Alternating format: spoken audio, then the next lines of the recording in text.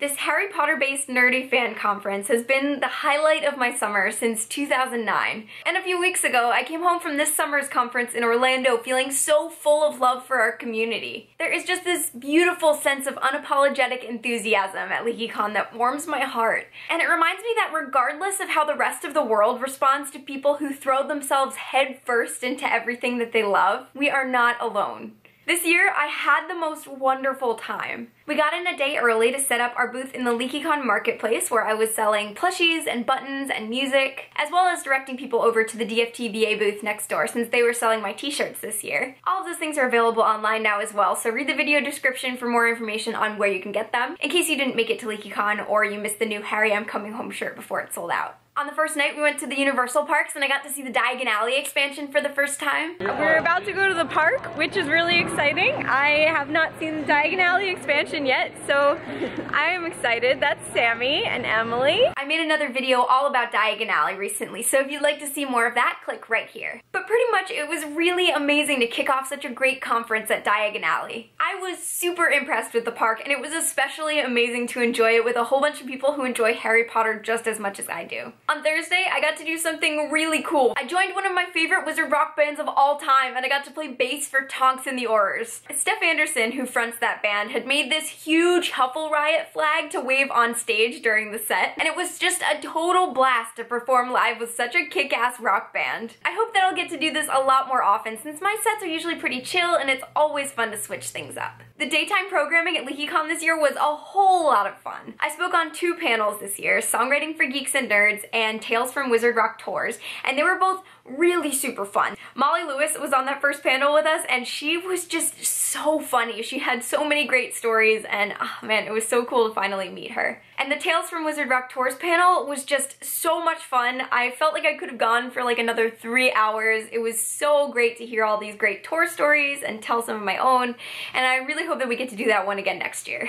This year they also organized a pep band that popped up around the conference center, and that was really fun. I even got to hang out with my friend Melissa and Nellie, who had this awesome Segway to help her get around the conference center faster. I signed everything I own away to ride this Segway. Yeah, okay. Probably worth it though, right? So worth it. Yeah. Watching Melissa ride this Segway was just a source of constant amusement. She would go around the table in circles, and she just constantly had this huge smile on her face, and it just made me really happy. The concert on Friday night was up there with some of the most amazingly wonderful shows I've ever been a part of. I saw Adam Dubberly of the Mudbloods perform for the first time in 5 years, while our friend Frankie did paintings of the set on the live video feed, which was so cool. Megan Tonjes was back this year, and she is seriously so great live. I really love seeing her perform, and her music is just so beautiful. My husband Matt performed with a full band for his Whomping Willows set, which was just so freaking awesome.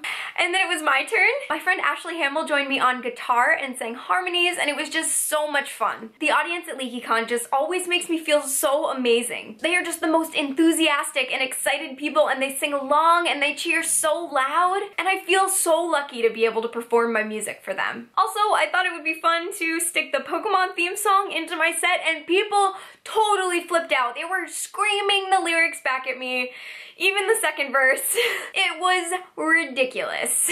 Harry and the Potters played after us, and they are always amazing at these big events, and I got invited to join a dance party with a bunch of really nice people during their set. And then at the end of the night, they called Hank Green and put him up on the video screens, and we all sang Osseo Deathly Hallows to him, and the pep band was there. That was a really cool surprise. So this year the conference fell on a bunch of important birthdays, including Harry Potter's birthday and Esther Earl's birthday. So just before midnight on Esther Day, when we were all dancing at the ball, they played a beautiful video about who she was and what Esther Day means. So we all did a lot of crying, and they handed out these flashlights to everybody. So the whole room looked like a beautiful night sky, and there was so much singing and confetti and celebration. It was like nothing I'd ever experienced, and I was so glad to be there with a bunch of Esther's friends, and it was just a really beautiful moment.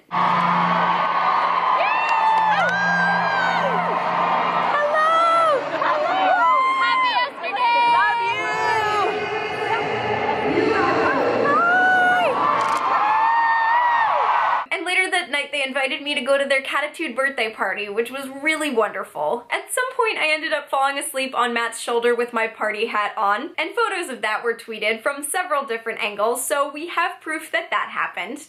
All in all, LeakyCon 2014 was amazing. I got to meet so many of you guys, I crammed more fun into 5 days than I ever thought was possible, and I can't wait to go back, no matter what this conference is called.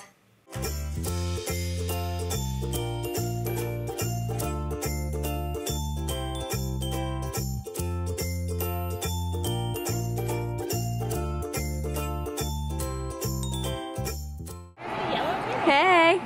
Subscribe.